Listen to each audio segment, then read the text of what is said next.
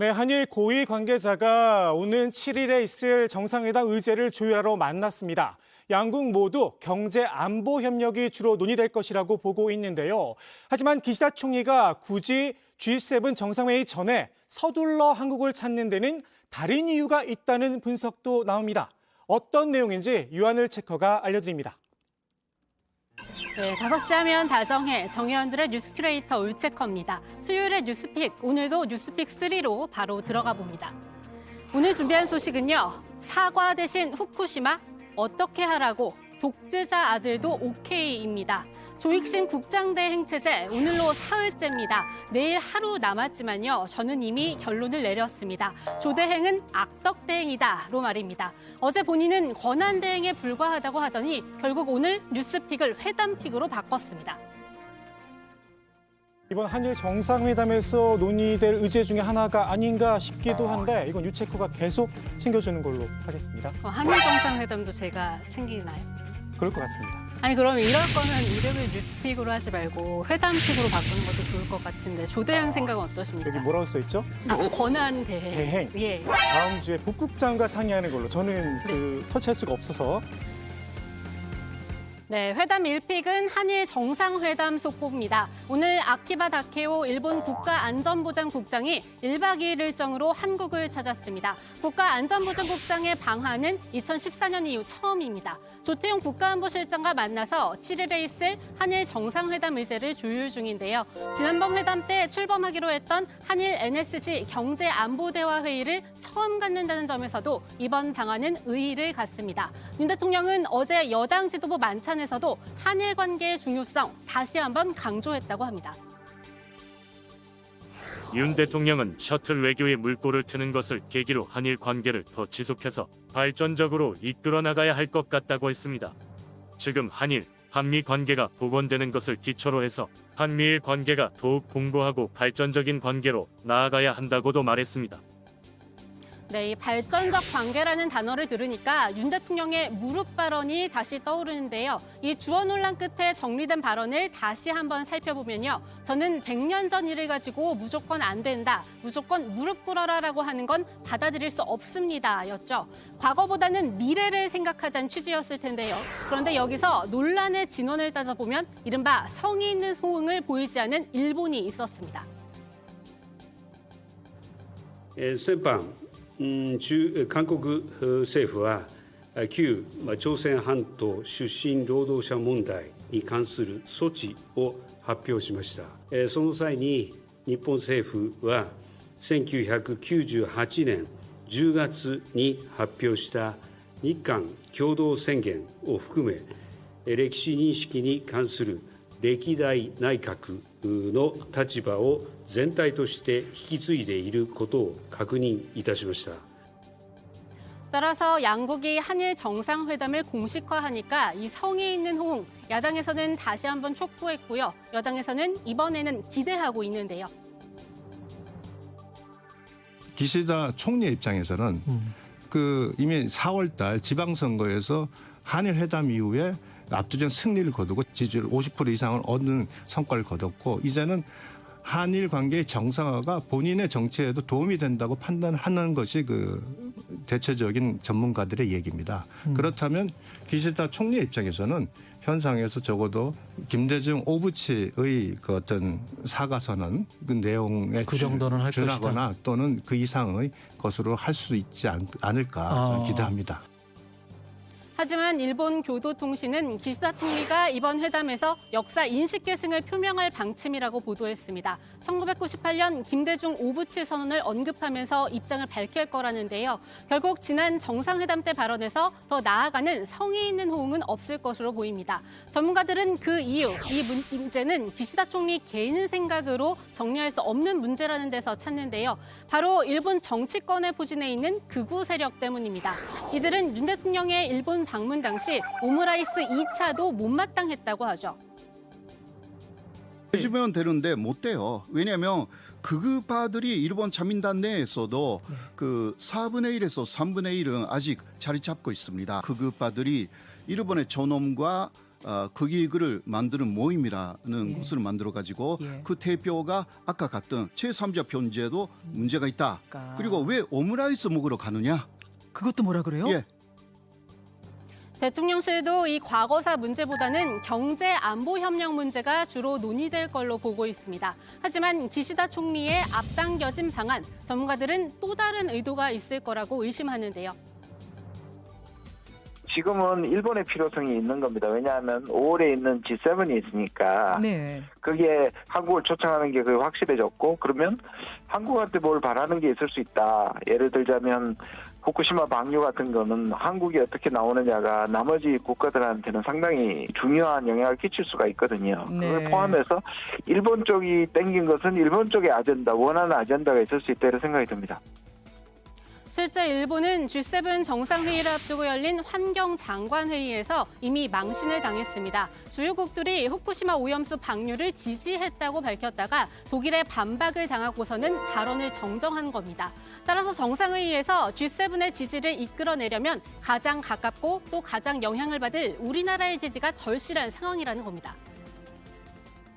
Und deshalb ist die Frage des weiteren Umgangs mit den Folgen der Reaktorkatastrophe von Fukushima eine sehr große Verantwortung, die hier vor TEPCO und vor der japanischen Regierung liegt. Vor dieser Verantwortung habe ich ebenfalls Respekt.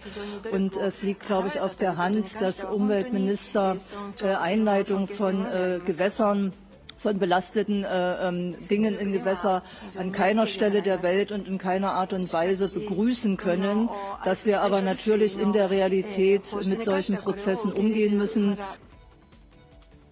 그렇다면 윤 대통령은 과연 기시다 총리의 이런 기대에 부응해 줄까요? 윤 대통령 앞서 방일 당시 스가 요시히데 전 총리를 만난 자리에서 이 한국 국민의 이해를 구해 나가겠다고 말했다고 일본 언론이 보도해서 곤욕을 치른 바 있습니다. 대통령실은 근거 없는 오보라고 일축했고 정부도 함께 우리 국민의 건강과 안전이 최우선이라고 여러 차례 강조한 뒤에야 논란이 잠잠해졌죠.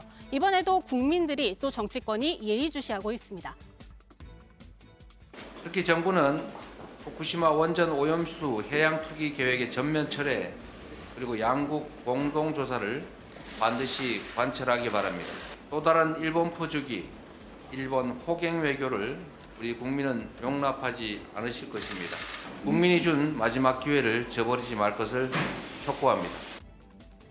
두 번째 회담 픽 어떻게 하라고입니다. 한미 정상회담 후폭풍을 정리해드릴 텐데요. 윤 대통령 어제 취임 1주년을 앞두고 출입 기자단과 김떡순으로 깜짝 오찬을 했습니다. 하지만 기자들에게는 밥 먹는 자리도 취재 현장입니다. 김떡순만 즐기고 있을 수 없겠죠. 중국이 한미 정상회담 결과에 반발하는 걸 두고서 질문이 들어갔는데요. 윤 대통령의 답변은 한마디로 어떻게 하라고였습니다. 윤 대통령은 중국이 이의를 제기하고 비판하려면 핵 위협을 줄여주든가 안보리 제재는 지켜줘야 한다고 지적했습니다. 그러면서 안보리 결의를 위반한 것에 대해 제재에 전혀 동참하지 않으면서 어떻게 하란 얘기냐며 한미가 핵을 포함한 확장 억제를 강화할 수밖에 없는 데 대해 선택의 여지가 없다고 말했습니다. 네, 지금 이어가고 있는 미국 초밀착 행보의 책임을 이 중국한테 돌리는 것으로 보이는데요. 윤 대통령이 저녁 자리에서도 관련 발언을 이어갔다는 보도가 나왔습니다. 국민의힘 지도부와의 만찬에서 우리가 저 자세로 나가면 중국에서 업신 여긴다면서 한미일 삼각동맹이 구축돼야 북한이나 중국이 우리를 함부로 하지 못한다고 했다는 겁니다. 중국에 그동안 쌓였던 불만을 어제 하루 쏟아냈다는 인상이 드는데요. 하지만 중국과 완전히 척을 지기엔 여러모로 어려운 상황이라는 것도 잊으면 안 되겠죠. 우리나라 전체 수출의 33%가 중국입니다. 홍콩과 중국이고 전체 수출의 15%가 미국, 그다음에 6%가 일본입니다. 그러니까 우리나라는 전체 교역의 3분의 1을 중국에 의존하고 있는데 중국이 이제 경제가 좀 어려워지면서 한국에 수입을 안 했기 때문에 이렇게 우리나라가 가장 크게 영향을 받았다. 네, 그 결과가 이틀 전 산업부가 발표한 수치에 고스란히 드러납니다. 무역 수지가 14개월 연속 적자를 기록한 건데요. 이 90년대 이후에 처음 있는 일입니다. 수입보다도 수출이 더 큰 폭으로 줄었기 때문인데, 그리고 수출 감소는 반도체 수출액이 1년 전보다 41%나 감소한 영향이 크죠. 이 반도체 수출의 경우에는 대중 의존도가 더 심각해서 중국이 차지하는 비율이 60%나 됩니다. 지금까지야 중국 경제가 어려워서 그랬다고 해도 앞으로가 또 문제인데요. 반도체를 수입하는 중국 기업에 대해서 어느 나라 반도체를 쓰는지 전수조사를 시작했다는 거 아닙니까? 명시적으로는 한국 반도체 쓰지 말아라 이 얘기는 하지 않았어요. 그렇지만 정부에서 그렇게 나오면 기업에서는 그 메시지를 알아듣죠, 중국 기업은. 거기에다가 우리는 한국 반도체 쓰고 있습니다. 이렇게 못 쓰잖아요. 그런 식으로 사드와 유사한 형태로 경제적인 조치들이 나올 수 있죠, 중국에서는. 그러니까 서서히 드러나지 않는 방식으로. 우리는 관여한 바 없다. 중국 정부는 그렇게 얘기할 것이고. 이 때문에 우리가 좀 더 전략적으로 움직일 필요가 있다는 주문은 여권에서도 나옵니다. 이번 한미 정상에서 자극한 북중러 중에 적어도 중국은 갈라치기를 해서 관계 개선에 힘써야 한다는 겁니다. 여기서 세 번째 회담픽, 독재자 아들도 OK로 넘어갑니다. 이런 가운데 미국과 필리핀 정상이 만났습니다. 필리핀은 중국과 남중국해 영유권을 놓고 대치 중인데요. 바이든 대통령은 그런 필리핀에 철통 같은 방위 공약을 다시 한번 약속했습니다. The United States also remains ironclad in our commitment to the defense of the Philippines, including the South China Sea, and we're going to continue to support the Philippines' military modernization goals. 네, 이 철통 같은 방위 공약, 우리나라에만 쓰는 표현이 아니었나 봅니다. 이쯤 되면 중국 포위망을 좁혀나갈 때마다 나오는 일종의 레토릭이 아닌가 싶은데요. 이 반중 스크럼에 계속 각국 정상을 끌어모으는 모습이죠. 그런데 페르디난드 마르코스 주니어 대통령, 바이든 대통령이 상원의원 시절 독재자라고 비판했던 페르디난드 마르코스의 아들입니다. 워싱턴 포스트도 이 부분을 지적하면서 중국 견제를 위해 독재자 가문의 후계자에게 구애하고 있다, 이렇게 비판했습니다. 지난해 처음 시진핑 주석과 정상회담 테이블에서 마주했을 때만 해도 이 날을 세우면서도 적정선을 지키기로 합의했던 바이든 대통령이었는데요. We're going to compete vigorously, but I'm not looking for conflict. I'm looking to manage this competition responsibly.